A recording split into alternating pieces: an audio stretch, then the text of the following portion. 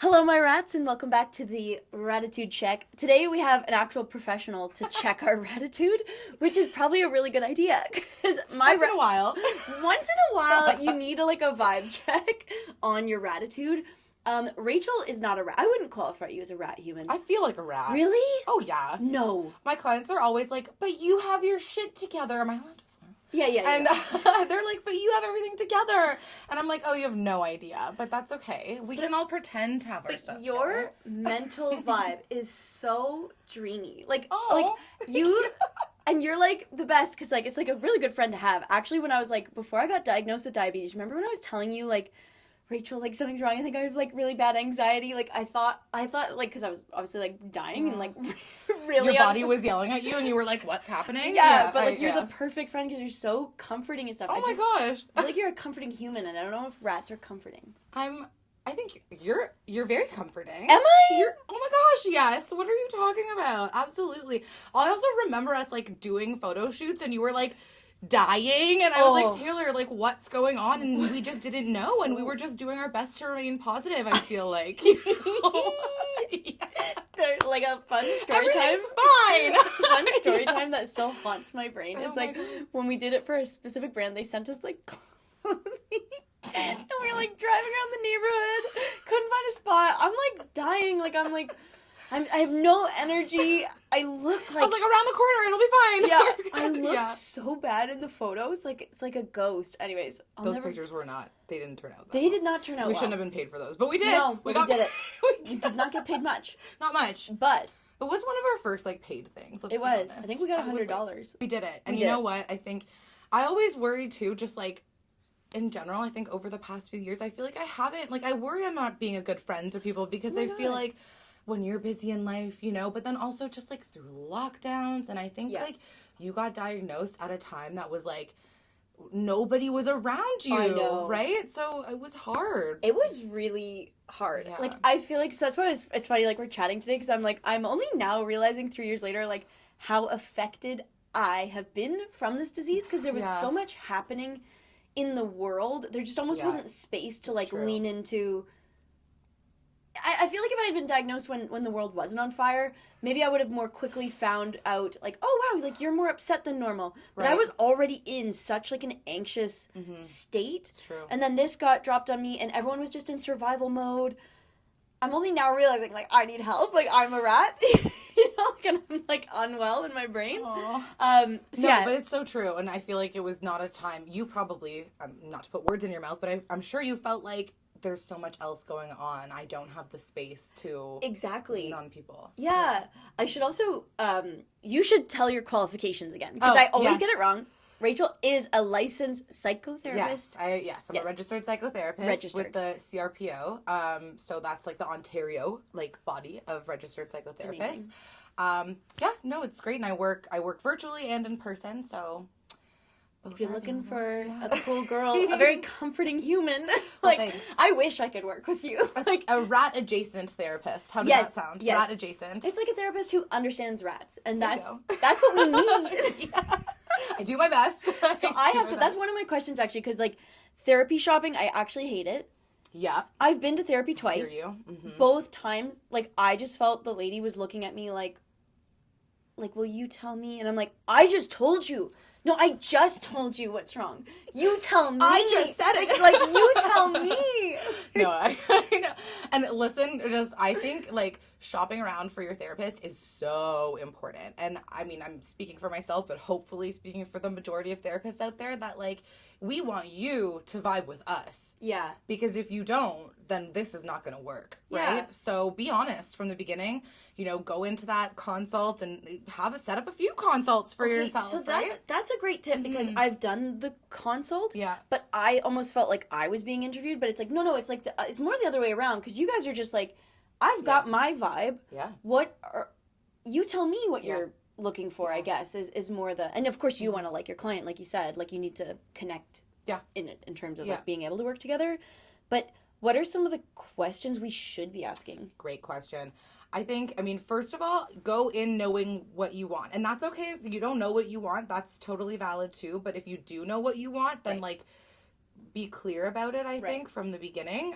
Because, some people do really just want to talk to someone, right? Yes. And that's great. And if your therapy is just like you kind of creating space for yourself and seeing what comes, love that. But if you know, if sometimes there's a thing that you want to talk about. It's so true. It's funny because I remember my sister and I were gifted these rings once, and it was like, I don't need a therapist. I have a sister. And it wasn't wrong, though, because, like, no, it's true. She's I'm really lucky. Like, I have someone in my life that's a sounding board. Yeah.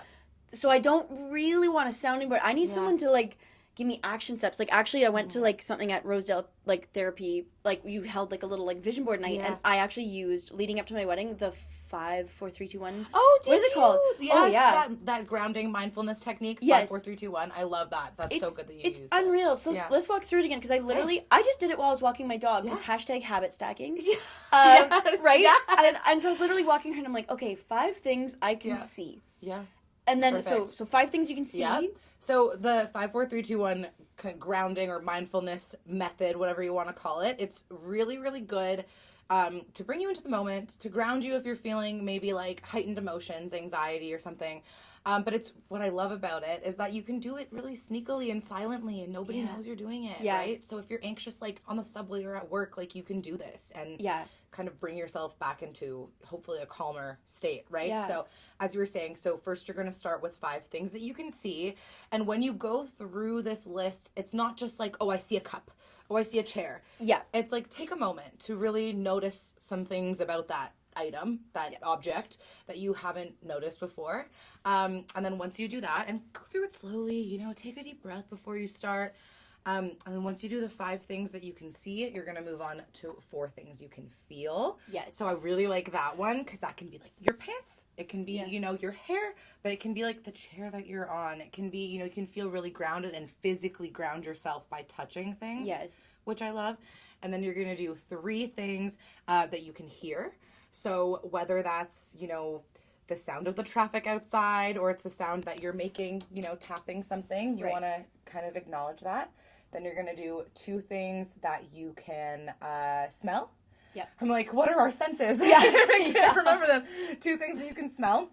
So again, that, you know, kind of smell something in your environment. Notice how the air is. Maybe there's a breeze. Maybe it's stale in the room you're in, right? Maybe you're outside and you're noticing the, like, fresh flowers. And then you're going to end off with 1 thing that you can taste. So maybe you're eating something or drinking something, which is really handy, but you might just notice the state of your mouth, right? If you're dry or how it's, you know, what's going on. And it's helping really position you in your present environment. Yeah, I genuinely really like this. So that's the thing, like, what if I find a therapist, I need, because I'll do the homework. Like, I will try it. You know, not everything is going to work. Like, I know for me, like, the box breathing doesn't work because I actually get anxiety about the counting. Overthinking it and the counting, right? Yes. Yeah.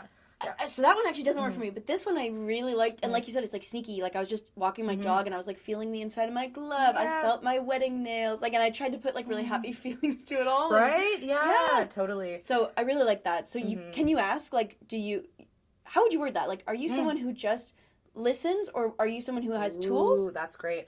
Yes, I think what's really important is communicating what you want, because again, some people just want to vent, some people really want tools. Like I've had clients who are like, I want this to be done in 8 sessions and we're getting it done, right?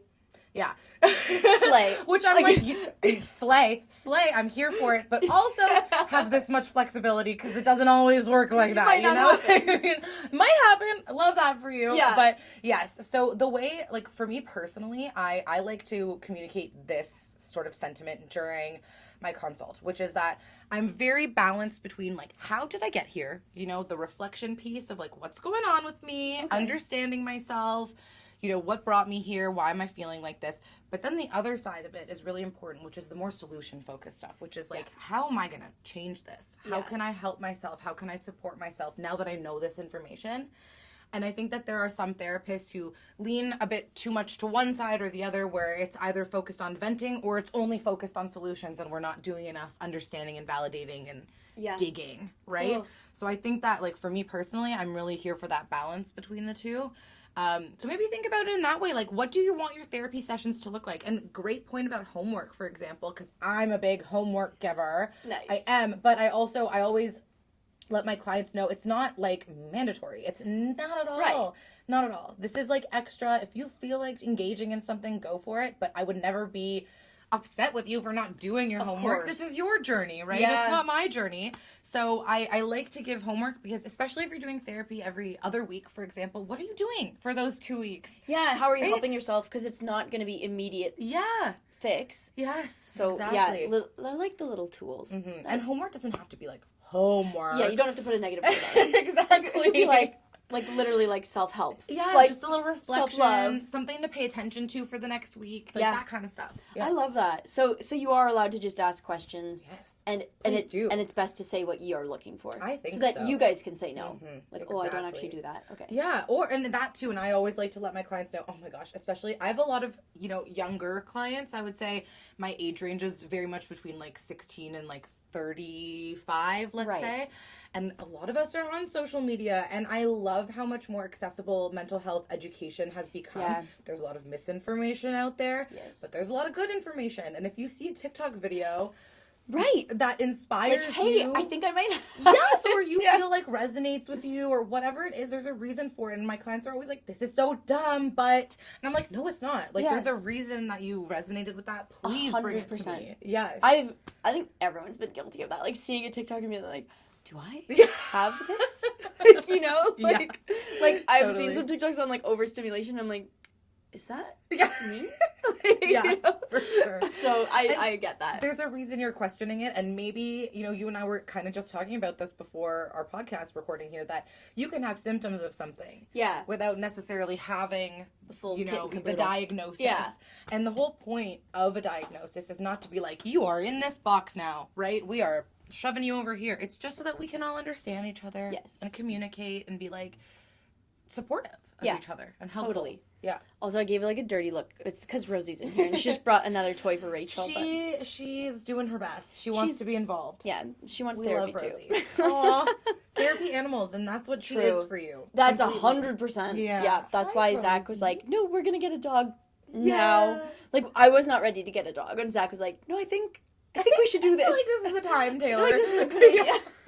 Subtle hints from your partner, like, of like... We love Zach. We love a supportive partner. So and I supportive. Feel like he is such a great example. He is so supportive. We should bring him in and do a 3-way therapy oh my god, you can come back anytime, because I literally love talking about this stuff. And I feel like there's like both a million things wrong with me and no things wrong with me. Like, do you know what I mean? Yes. And I think we all feel that way, maybe. Yeah, totally. Because I've been talking about this a lot with people. It's just like, I think we've run through like some certain states of the world as of late, especially this age range, where it's like, are any of us okay?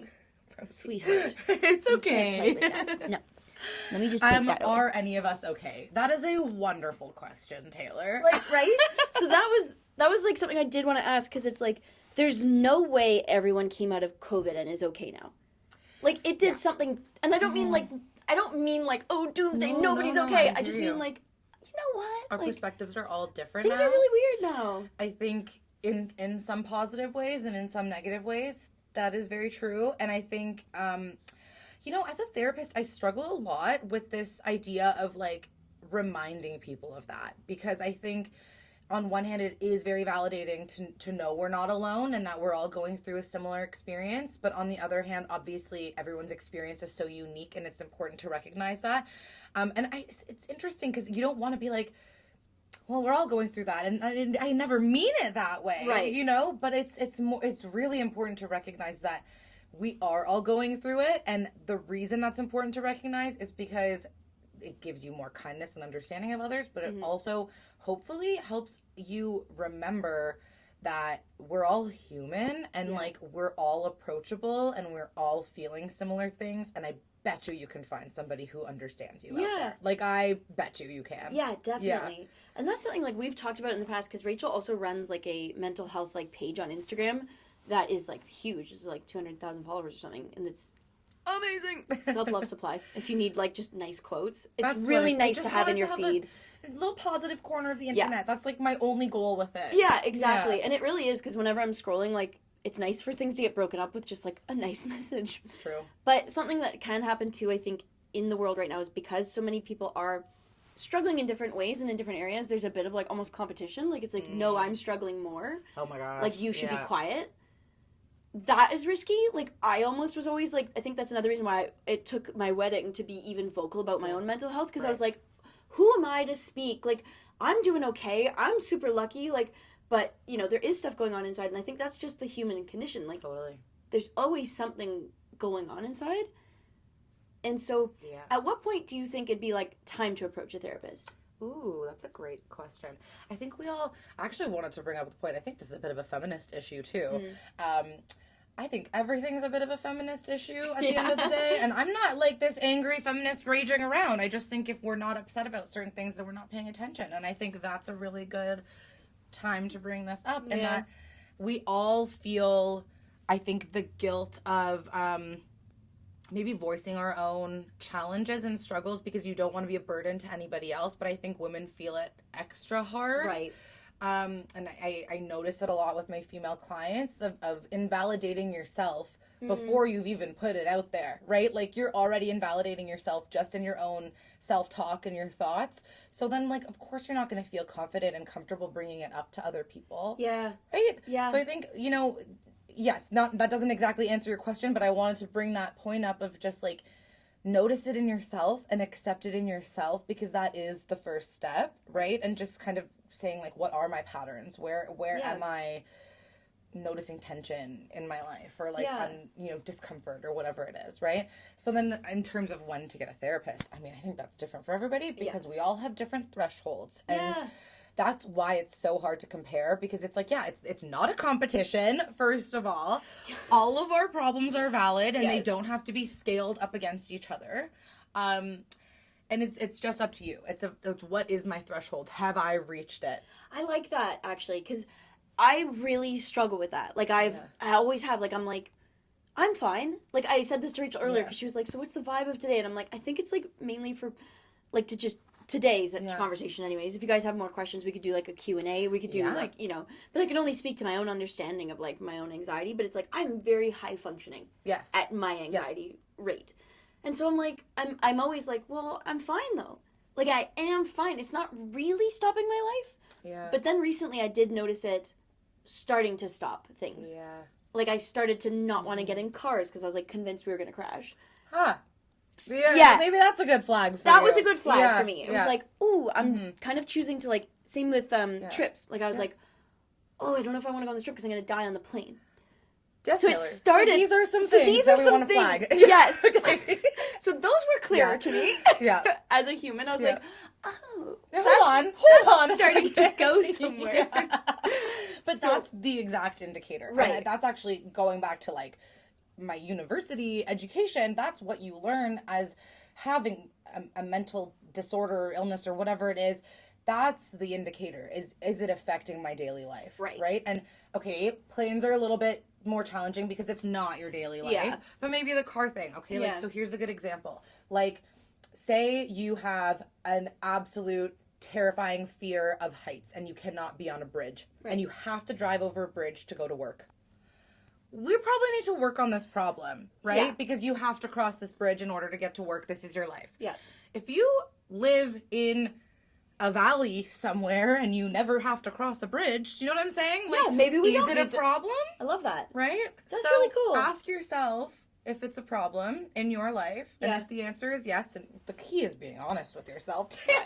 Yeah. That's the trick, is to, like, actually be honest with yourself. It's fair. Because it's, you know, and it's like, it hasn't gotten to a point yet where I don't get in the car. Yeah. But it's just something I've started, like, oh, this is heightening, like, all these, like, I really struggle with, like, thoughts of death. Okay.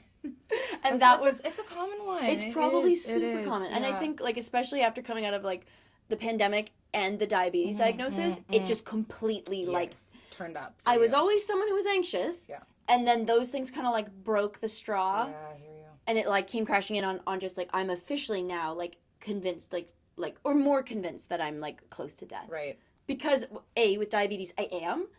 And so, like, that's something I've been realizing. It's like, oh, like, I deal with death every day just because, like, a low, like, if you don't catch it, you die. It's on your mind. Yeah. It's just constantly on my mind. And so then that started, like, I think those two aren't friends. Like, my, whatever anxiety I was functioning with before, and then the diabetes, have created a new thing. Yeah. So I think that's been something like, that's why I'm like, okay, so I need to go talk to someone. But I like looking for the signs. It's like you said, it's like, okay, it wasn't probably affecting my life before, but then life changes. Exactly. Or your circumstance changes where it's like, oh, now this is actually affecting my everyday. Exactly. That's awesome. That's a great. Yeah, because your life does change all the time, right? Yeah. Like, honestly. Especially, like, with younger people, I feel like basically between the ages of, like, you know, through high school to whenever you are settled in your career, it's like different every 6 months. Totally. You know? So you always have to be reevaluating, like, how am I feeling? What's going on with me? I don't mean am I as high functioning as I can be, like, girl boss, you know, that way. I don't mean it that way. I just mean, like, am I operating the way that I want to be operating? Yeah.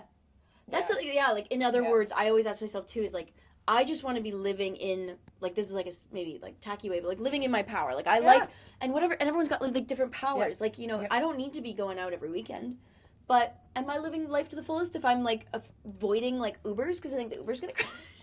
Maybe not. Maybe not. Maybe not. I mean, it's a really good reflection for you. And honestly, like, props to you for saying that out loud and having that reflection, because once you do it, that's when things have to start changing because you're recognizing it. So exactly. It's a lot to say it out loud sometimes. So but a pat on the back for you. Oh. Yeah. Yes.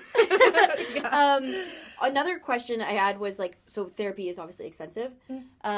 So what are some tools, I guess, to talk to therapists about like payment? Because I didn't even know, like you said today, sometimes you see clients every 2 weeks, and it's like, that's so funny. You don't even think in your head that you can create your own schedule. Right.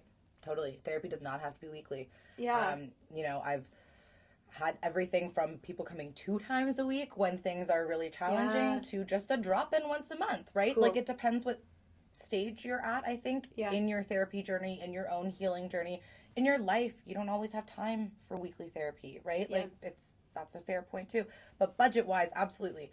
Yes, there are many therapists out there that offer low-cost rates, so that's your first place to look, I would suggest. Okay. Next place would be for recent graduates or interns, right? Because they offer very, very low costs, and they're educated. You know, I think at the end of the day, my biggest advice is like, it's really tough. We get caught up in like, what are your qualifications and what are your specialties and things like that. And yes, that is a consideration, 100%. You know, if there's something very specific you want to work on, obviously you're going to go down that path. But I just so believe that your connection to your therapist is the most important thing. Right. So that could be an intern. That could be somebody who's been working for 40 years. It could be anyone in between. So look around. Don't get spooked by somebody being in the beginning of their career. I think, you know, depending on what you're looking for again. And then also, ask your therapist if they would be open to bi-weekly, monthly, whatever. Not all therapists are open to it. So there are options, but yes, it's a cost, and it's challenging because that is not something as a therapist we can do something about, right? Because it should be subsidized by the government. It should be taken care of for us in other ways, but it's not right now. And so it is a luxury, and it shouldn't be. Yeah. So that's fair. Yeah. Something I wanted to jump off of in regards to that was I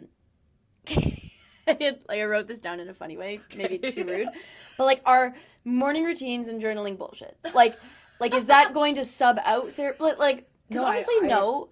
But I do actually think, like, there was a time when I journaled, that was a healthier time for me. Yeah. So but I'm like, it was healthy because you were focused on yourself. Right. And I'm like, I'm not a journaling girl. I'm never going to be a journaling girl. And yes, I tell my clients to do it. Because if that's their vibe, like, please go for it. It works well, I think. Yeah. But if it's not your vibe, it's not you can't force yourself to do it. Yeah. You know? So yeah, I think what it is like, everybody has a different way of connecting with themselves and reflecting on things. So as long as you're engaging in your way of doing that. Oh, I love that. Like, it could be exercise even. Yeah. It could be meditation and yoga. It could be going to therapy. It could be hanging out with your friends or family. Like, find your thing that makes you feel like you're taking care of yourself. Right. I think the benefit of a morning or evening routine, or both, is the structure in your life, right? It's you're purposefully taking time for yourself and doing the thing that you know is going to set you up for a good day or help you wind down at the end of a hard one, you know? So I think it's really just about how you're connecting to yourself. And what I like to say about routines is, like, have the intention of consistency, but that doesn't mean that you have to do the exact same thing every single day. It's just like, maybe your routine is, okay, you have a dog, you get up, feed Rosie, right? Give her some water, do your skincare. But then your routine is, I'm going to ask myself, what do I need?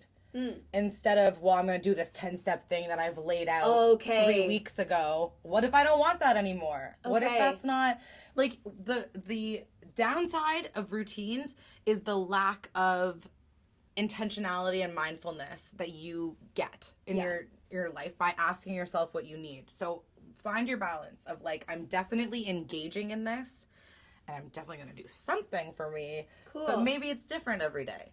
I love that. Yeah. That's a really great way to do it, because it's so funny. Like, even right now, my screensaver on my phone is, like, my ideal morning routine, because I'm trying to just, like, manifest a morning routine. Because it's something I, like, when I got diagnosed, I threw out the window. And I want it back so badly, because I'm just, like, I'm noticing my mental health, like, going sideways, and I'm like, there was things I had in place that were more helpful, and then diabetes was just like so that's its own journey, which is fine, and I have patience for that, and that's fine. But I'm at a point now, look different than it looked 3-4 years ago. It really is, and I think that's why I cut it, because I was like, well, I can't be her anymore. Right. It just felt so impossible. And you have to, like, mentally accept that. Yes, which is hard. Was really hard. Yeah. Still is hard, which is why the wedding was hard. There was, like, aspects of just that the girl that was previous had dreams about this thing, and now I'm not her, and blah. So there was that. Yeah. But with the routines, it's like, I have a body now that kind of dictates how I wake up. Right. Like, some days are good, and I can do maybe some of the steps, and some days it's like, oh, I feel horrible. My eyes are inflamed. I'm exhausted for no reason. Like, you so more than most people. Yeah, like, they just ask yourself. I love that, because but then I always felt like I was, like, failing the morning routine, because it's like I was never doing it. But I made a morning routine that failed me. Yeah. Wow. Mic drop. No, actually, that was so good. Seriously, because that's why I say, like, everything is about perspective. I feel like I say this, like, once a session with people, because, like, it's really about how you're choosing to look at things. When you set an expectation for yourself, the fact that your morning routine is on your phone, little expectation you set for yourself. I had no idea that was the expectation that you set for yourself. So you're not disappointing me. You're not disappointing Zach. You're not disappointing Rosie. You're not, you know what I mean? Yeah. You're disappointing yourself. But you arbitrarily set that disappointment for yourself by also not asking yourself what you need and what would actually be helpful. Yeah. That's so interesting. So your morning routine, you could just do, like, things that are very doable. So, like, like you said, like, get up, feed your dog, brush your teeth. Something you're going to do anyways. Probably going to do anyways. Yeah. And then just having the placeholder of ask yourself what you need today. Yeah. And then do that thing. Yeah. And then that's the morning. That's unreal. That's actually changed your life. Yeah, that's really good. I'm so glad. That's really that's so good. Yeah. That's really good. I think that's actually going to be helpful to a lot of people, because why are morning routines so freaking hard? Because we see these influencers doing a literal 20-step morning routine, and it feels so impossible. And what kills me, and listen, I'm a content creator too. I'm guilty of it. Yeah. But we're setting up our cameras to go back into bed, to get out of bed, to then, you know what I mean? And then we're setting it up in the next room to, like, get those shots, and then now we're going to the kitchen, and we're setting it up here, and it's like, I love that, because, like, that's what content creation is. Absolutely. And, like, it's, it is cringy in a way, but it's also, we're doing it, and it's fun, and it's awesome, right? Yeah.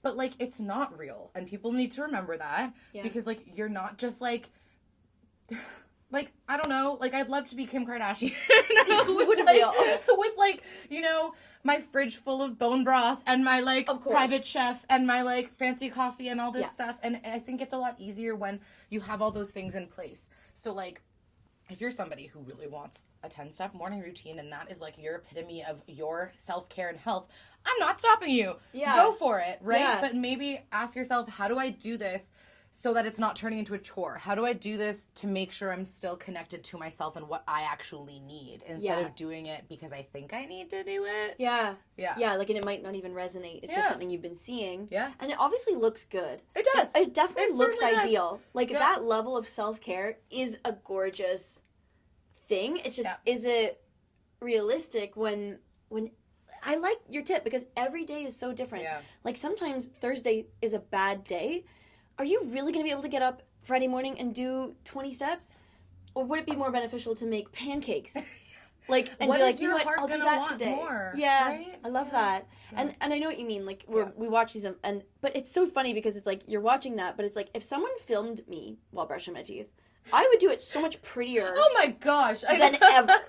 Right? Because I'm like, modeling, brushing my teeth, flipping my hair, like, So I think it is just also the fact that it's being filmed. So obviously they're performing, which I get. Like I said, we do that. Yep. We do content. Yep. Like, you're performing. Yep. But then it doesn't translate to the viewer. They're just seeing like, wow, everything she does is beautiful. Yeah. And it's like, you know what? Must be amazing. And it must be. But it's like, no, she's showing you something. And there's nothing wrong with like showing it. Like, you know. But we have to just remember, I think it's called, what is it, media literacy? Or is it social media literacy? I think that is definitely a part of it. That's a thing I think we're all going to have to learn, right? Is to just, self-reflect, like, wow, that looks really good. Yeah. I can take things from that. But then I also need to remember that this person is recording and probably doing their absolute best today. Also ask yourself, like, what part of this am I envious of? Okay? Because, like, if it's, right? Oh, you're going somewhere with this? I know! If it's just simply the, like, ability to do all of those things and to, like, feel, I don't even know, motivated, let's say, to do all those things. I think that's very different than, for example, well, I really like her kitchen. You know what I mean? Like, they're different things. So ask yourself, what about this? Yeah. Would your life be better because of the things that person's doing or because of the environment they're doing them in looks so aesthetic? And that's not what I wake up to. I was just roasting my apartment to Rachel. It's like, this place does not look like the kind of place you could do a 20-step routine in. But that's because we only if you wanted to. Yeah, because we only see them in perfect settings. True. And like everything being aesthetic. I almost made a video once because like I was doing, because I was so scared about getting a cold before my wedding. So I was doing like lemon ginger shots like with turmeric every day. I was so scared about getting a cold. And the way I would do it. You're just like, no. I literally would blend it in a magic bullet that Zach has had since university. Perfect. And then I would use my cheese grater to strain it. Yeah. Like, it was the ugliest. I would watch that. That's the content I want to see. But I almost made a video because I was like, it's still a ginger shot.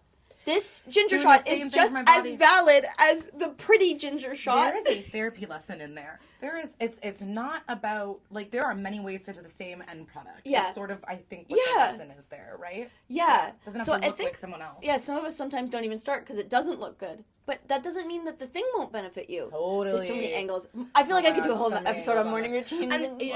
Same. We could go so deep into this. And I think the other thing I wanted to make a point about was, like, the performative aspect of it, because you mentioned that word. And I think people are like, oh, it's so performative, social media. And it's like, yeah. They're presenting you something. Kind of the point. Yeah. They're creating this content. And they're acting. So it is a performance. So, like, these people that have the nice kitchens and stuff, they cleaned it before because they knew a performance was going to take place here. Like, you know? Yes. And sorry, if you're inviting people into your home, are you going to clean it before? Probably. Probs? Yeah. Probably. You know, because you, like, anyways. Yeah. So, yeah, no, I know. I'm not here to beat up influencers. We could go on. No, but the point being, we're not here to beat up influencers. Because it's like, absolutely. Yeah. Like, this 100%. Is valid content. Of course, they wanted to package this in a way that would make you watch it. Duh. Guess what? They're also trying to make money from it. Yeah. And why, you know what I mean? Like, on purpose. On purpose, too. Like, so anyways, that is a good clarification. Because, like, we're all, anyone who's on camera, or like you said, hosting, you are a slightly different version of yourself than you are alone. Totally. Yeah. That's just how that is. Yeah. Okay, this was an interesting question I had, kind of jumping, but I wrote down, like, a bunch of things I just want to ask about. How to cope with the waves of things hitting you? Ooh. You know, like when a new nugget drops and you're like, constantly, because my clients are always like, I thought I fixed this, and then, and then it like, comes back. It hits again. Yeah. Is that permanent? Like, the journey's permanent? Listen, healing's not linear. Like, you know, we know healing's not linear. We know that this is a thing. Like, it's hard because I think a lot of these tidbits or these quotes that are, like, very much said are not necessarily things that you can internalize until you experience it. So yeah, we hear, like, healing's not linear, but until you actually, like, experience healing not being 100%. Linear, you're like, what does that even mean? Yeah. But yeah, let me just validate it one last time. Healing is not linear. Yeah. Right? So, and in your experience, in going through things, and going through your therapy journey, whether it's with a therapist or by yourself or whatever you're doing, you will be uncovering new nuggets. And yeah. as you uncover these new nuggets, you're like, ooh, another thing I have to deal with. Where am I putting this? Yeah. Right? Yeah. It's funny because I think there was like a meme that actually went around where it was like I think it was a dating meme where it was like, ooh, a new person. It's like, oh, another learning lesson. Yeah. Like, and it's like sad. It's like, oh, I went back into that pattern again. Mm-hmm, mm-hmm. So yeah, I was just wondering about that because I've constantly, like, I constantly think I've, like, mastered something like acne. I'm like, I love myself no matter what. And then my wedding comes up and I'm like, the acne is stressing me out so much. Like, I can't do this. Like, blah, blah. And it's like, girl, I thought I worked on that. Like, I thought I did the work. And I did. You did. I did work. You did. But... Because don't invalidate the work you did, true, right? true. Like, and that's so important. Like, recognize what you did, because I guarantee this version of you that got married this year was more mentally stable than the version 3 years ago, right? So in that particular way, let's say, I don't just mean like we're all not mentally stable, let's be honest, but you know what I'm saying. So I think we don't like forget to give yourself credit where credit is due. We've all gotten through it all. And what's that quote that's like, you know, you've made it through every one of your hard days, right? And that always makes me want to cry. Honestly, too, there's like, so many like quotes may be chuggy, but sometimes they hit, and when they hit, it's so worth it. It's so worth it. Like, and you know when something doesn't hit and then you read it again a few years later and it hits? Yes. That's because you grew. Like, right? Yeah, or your circumstance changed, and now you get this. Your perspective has changed. Yeah. Absolutely. No, so stop roasting quotes. That's another thing. Except they help people. They do. And, like, you know what? Those moms with the, like, live, laugh, love stuff, I'm like, you're happy. You're happy. Yes, leave the happy people alone. They're happy in their own little world. Yeah, you're just jealous they're thriving. You're jealous that 3 words can do something for them, okay? Like, you're just mad. It's so true, though. It's so true. I'm so tired. That's a whole other thing I could go on about. It's like, I'm tired of beating people up. But because we're older now. Yeah. Now we're 30 and we're old and we know. But it's like, everyone is just doing their best. They are doing what they think is their... Unless it's, like, actually a bad human. Yeah. And, like... This is what I firmly... Like, one of my biggest lessons as, like, being a few years into my therapy career is just, like, everyone's doing their best. For the most part, there are some exceptions to that, obviously. Yeah. But even those people that you think aren't doing their best are doing their best. They just don't have the information yet that you have. Yeah. Whoa, wow. That was a big one. That's a big one. Another great quote. Another great one. Another good quote. Constantly in my sessions, we're like, into the coffee table book that one goes, you know? Because it's so true. It's so true. But that's what's nice about talking about it. Yes. Like, do you recommend... Actually, I didn't even write this down, but this I find interesting. So, and it's kind of two-sided. Mm-hmm. Do you think it's okay to talk to friends and family about, like, deep struggles? Yeah. Because I think they're... like I said, I use my sister as a sounding board. I call my parents, like, anytime, like, and I have my different people. Yeah. You know, and I have this other friend that I call for other things. Mm-hmm. And I've chosen my sounding boards for specific things. Because, there you go. Because, you know, it's like you were saying earlier, too. It's like if you go to a parent about your anxiety, they get anxious because they're like, my child. Yeah, they're like, oh my God, what am I going to do? My child is struggling. Yeah. But if I go to my sister, like, I'm anxious, it's She's different. Like, you'll be fine. And also, but, like, in a helpful way often, exactly. Right? Yeah. So... How to know when someone actually isn't a good sounding board for you? Yeah, so first of all, absolutely great point that you made about, I think, like, growing up, part of growing up is learning who you go to for what. Mm. Because I think we're very used to going to our family for, like, everything. Yeah. And then you get to a point where you're like, I love you, Mom, so very much, and you have amazing advice, but this particular topic is not actually helpful to go to you two for, right? Like, it's just not. I don't leave feeling... supported from this topic. Right. And that's not because she's not doing the best she can as a mom. It's just something you have to realize of, like, what is actually helpful to me. Yeah. Right? So that was what I was going to say is, can you go to your friends and family? Absolutely. Is it always going to be helpful? Maybe not always, right? So, like, don't go in with super high expectations, because I think what we end up doing is we go, oh my God, they didn't help me, and now I'm mad at them. Or, like, feeling not good about it in some way. Right. And I feel like maybe it's what has a lot to do with it is, what are my expectations going into this conversation from this other person. Yeah. Mm-hmm. And it's funny, like, I'll be honest for a second, like, Zach is actually not someone I would go to for diabetes sympathy, because he's such a numbers guy. Mm. He's so science math. So he's like, what's your blood sugar? Yeah, so he's like, well, your numbers have been really good lately. And I'm like, but the burden I'm carrying is, like, still there. Like, you know what I mean? Yes, right? Yes, but he's like, but it's been going really well. Yeah. So it's not him being a bad... No. He's there. He's trying to understand. He's trying to understand. He's a great partner. Yeah. But then it's like, if I go to my sister and I'm like, my diabetes is hard, she's like, oh my... You know, I immediately get what I'm looking for, which is just like the verbal hug of like, okay, this is hard. Sometimes you need that. 100%. Yeah. But I think it is healthy to start recognizing and being okay with it. Because I think, like, honestly, 100%. If I was 22 and I told my friends that, like, oh, I can't really go to Zach about diabetes, they'd be like, dump him. Yes. He's toxic. Like, no. It's like, actually, no. It's just, you just have to learn, like, oh, he's actually not the perfect person for this. But, like, career stuff, Zach's the perfect person. Totally. And I think it's okay for, and it's like you're saying, it's like mom's not being a bad mom. Mom's doing her best, but, so it doesn't mean they're bad people for not being able to help you on one specific Mom and Zach and everyone, they have their own experiences and understanding of the world that they are bringing to the table in this conversation. And, like, expecting people to be mind readers or be like trained therapists when you're going to them is like kind of too big of an expectation. But communication does help. Like, you know, Zach and I talk about it because, like, obviously he's gonna need to be able to talk to me about it, and it's gotten better. But like the first year, it was just like. Well, because, like, obviously you don't want him to be actively making it worse, right? So I think there's this, like, middle ground, too, where you can understand, like, he's not trained in this. Like, he doesn't understand. He's never experienced having diabetes, so he can't possibly know what the right thing to say is until I help him get there. Exactly, and explain things. Because, like, it's funny, I think there's, like, my brother, he mentioned struggling this as well. He's single, and he says he's painfully single. Get Colin a girlfriend. I know. 2024. Seriously. Yes. But seriously, such a catch, a wonderful human. But he posted, like, a meme the other day, and it was like when you lose another girlfriend because, like, you didn't understand, like, I just need emotions right now, not solutions. I think, like, some people are very much geared towards giving you solutions. So if you're going to someone with an emotional problem and they're a solutions person, you're never gonna... Zach, he's a solutions man. He wants to help you. He's fully engaged. Am I going to get what I... Yes. And let's, like, actually bring this to just, like, the tiniest little piece of psychoeducation. We know our frontal cortex, like... Do we know that, right? What do you mean we know? The front part of the brain is where our higher functioning happens, right? Okay. Like, the planning, the, like, organizing, the, like... understanding the world and your place in it and all that kind of stuff. The, like, being logical. Right. It's happening up here. Back here is our, like, caveman brain. Being, like...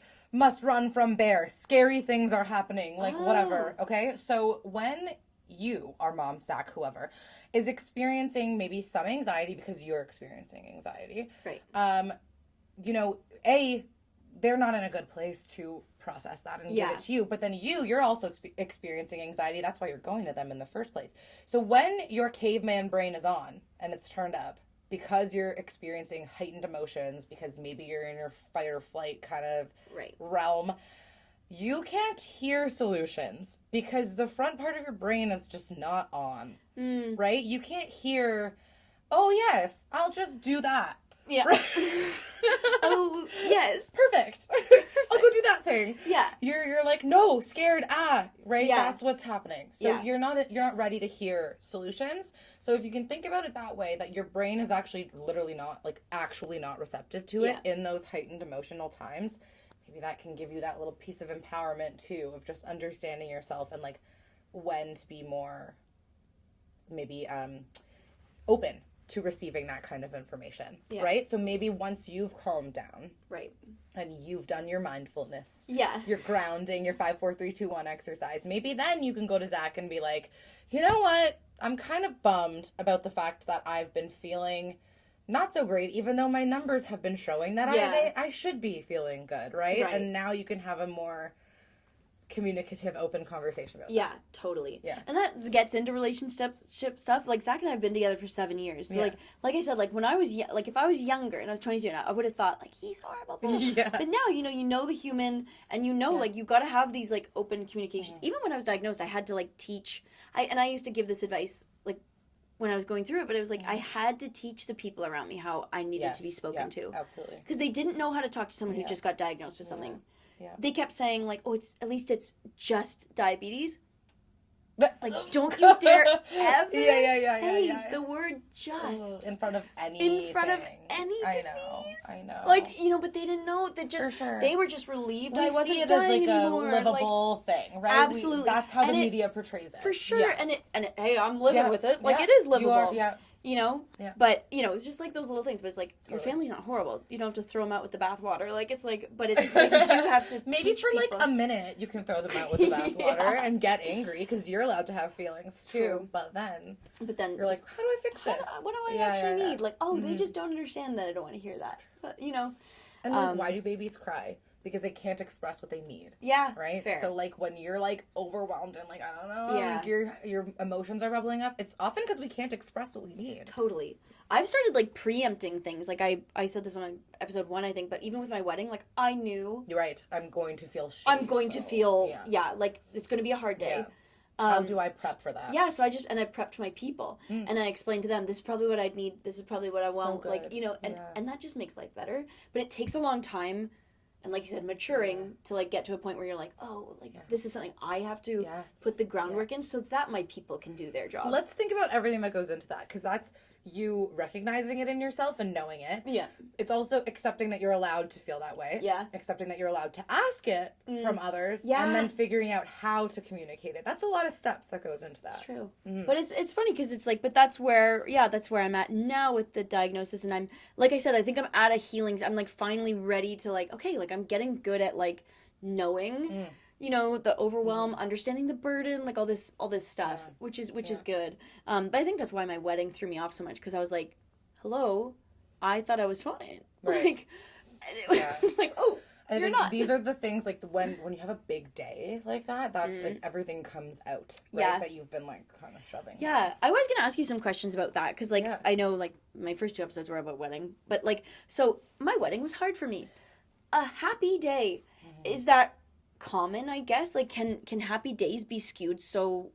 Oh my gosh, yeah. Wrong. I think first of all, just like the heightened emotion in general makes it easier to be volatile. So you go from the like super excited to like the super anxious to like easily when you're in those heightened emotional days. I think also like you're as mindful as we want to be on those days. How are you being mindful when you're like saying hi to this person, checking on this thing, running over here, are my numbers okay? Like, right, you're all over the place. So like I think it just like I think for me that's where my mind first goes, is just like how can you enjoy it when you're being like pulled in all these directions. So I think it's about enjoying moments and picking things out and being like, not to be toxically positive, but there's always something to find gratitude for, I think, right? And like there's always like a lesson or something we can kind of gather from it. So it's like, how am I perceiving this situation? And I think it's fair for you to be like, it was a hard day. But does that mean it was a terrible day? No. Right? No, I had a great day. That thing turned off again. No. But no, it's funny because, like, I actually had a great day. And it was hard, I think, to communicate to people because I think people were really nervous about it. Because, honestly, for me, the worst part was the lead up. On the day, I actually knew something about myself. I'm actually really good when I'm finally confronted with the thing. My thing is not panicking when things go wrong. My thing is anticipating things going wrong.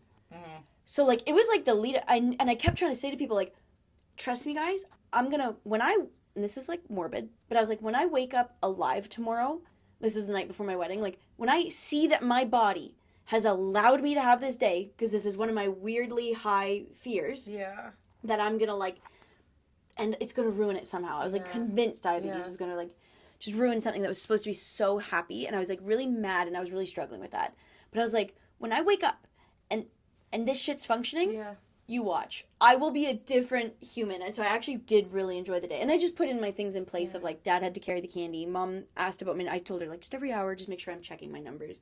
Little things like that. Because you forget. Fair enough. Yeah. But what is that kind of, like, I think that is the rat. Like, it's, like, being, like, and I think it can be bad. And I think it can be good.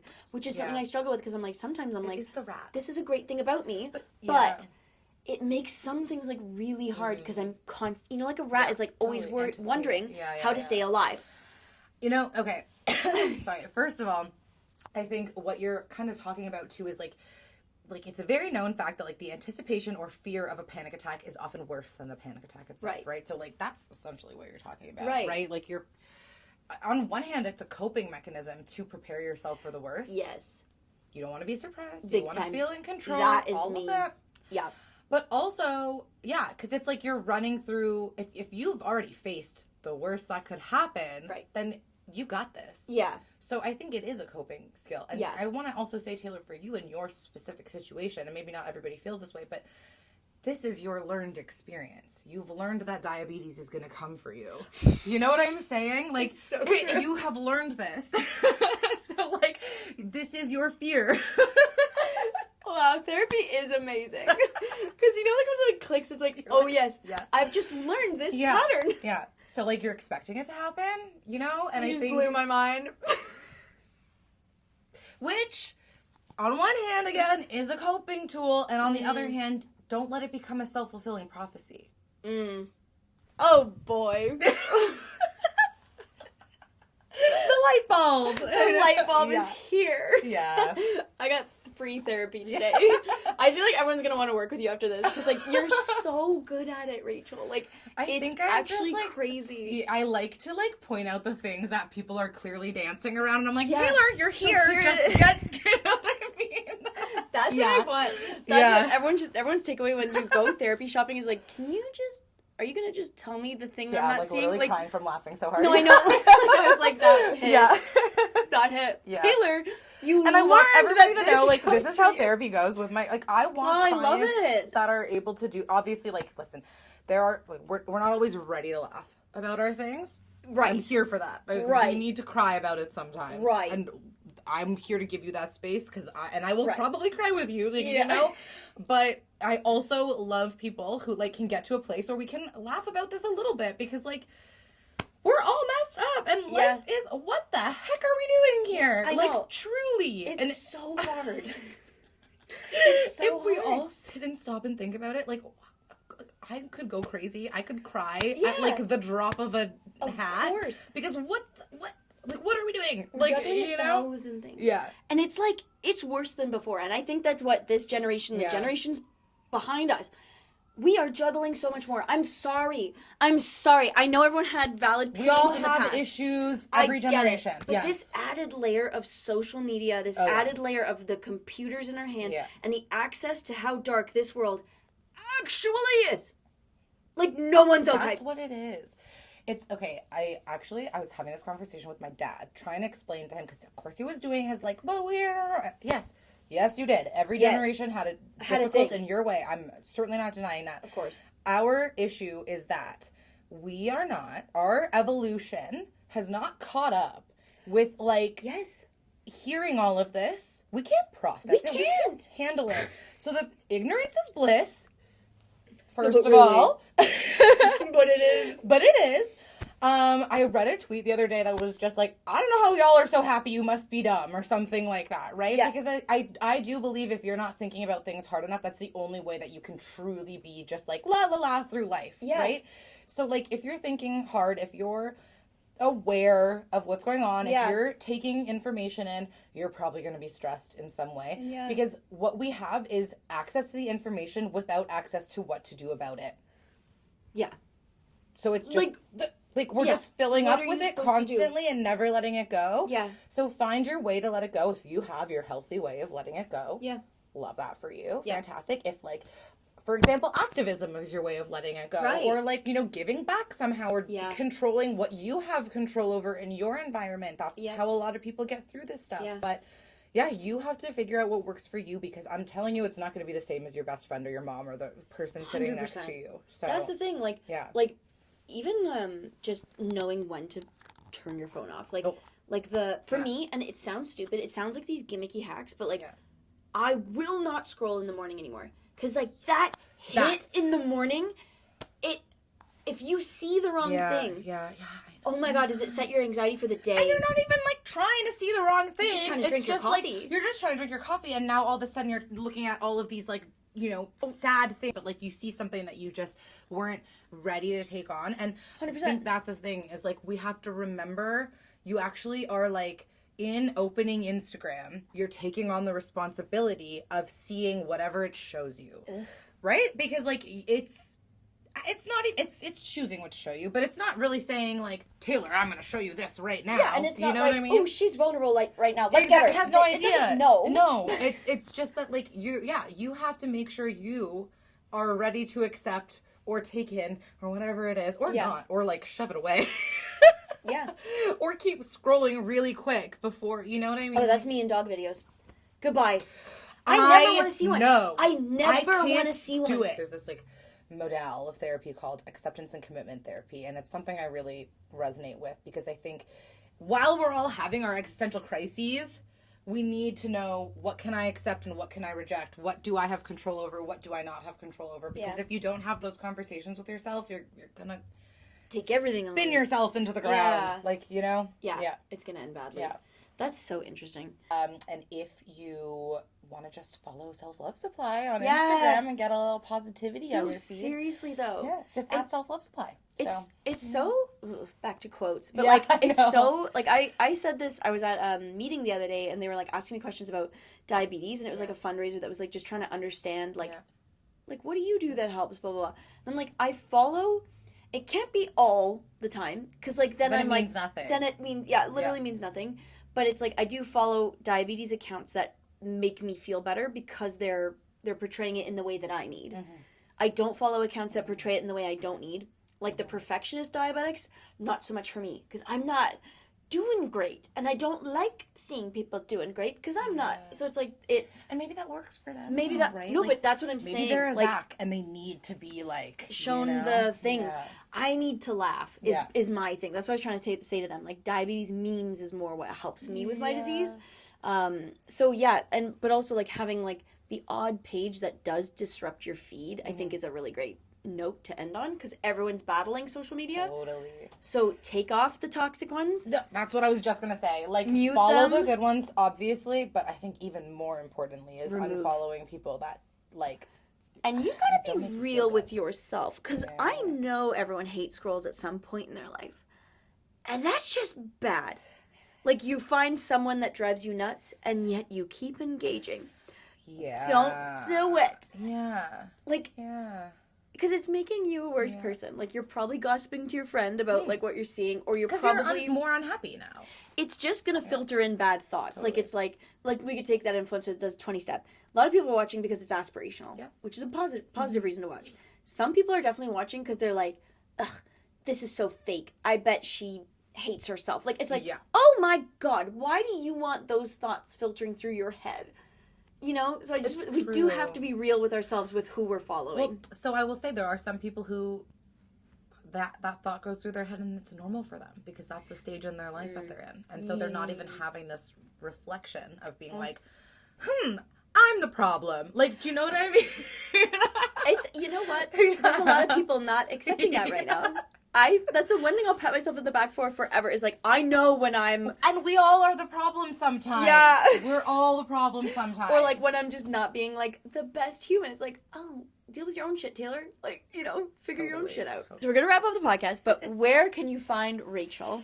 Yes, so if you are looking to book a therapy session, or you just want more information about therapy, it's hello@rosedale.psychotherapy or Self-Love Supply on Instagram. Yes. Rosedale Therapy Center also has an Instagram page. So cute. You can find them all attached to each other, They're all there. They're all there. And, Rachel's really awesome, so I'm sure you'd want to work with her. I would. Well, thank you. If it wasn't a I know, conflict I would of love for you interest. to be my client. Huge compliment. I know. That's the hardest part about, like, I am my friend's therapist. Yeah. Thank you for being on the podcast. And I came up with how to end the podcast the other day, and I'm sticking with it. Okay. Because you know how everyone's like, love you, and it's like, that's been done, and do you love them? You love the idea. I love that of you're here. Yeah, I love the idea of you, but I don't know you. Yeah. Subscribe, leave a rating and review on the podcast if you can. It really helps. Follow YouTube, follow Rachel, follow at Self-Love Supply, and then me on all my crap, and then rats. It's the end of the episode. Yeah, rats. Thanks for listening. Yeah, rats. Yeah.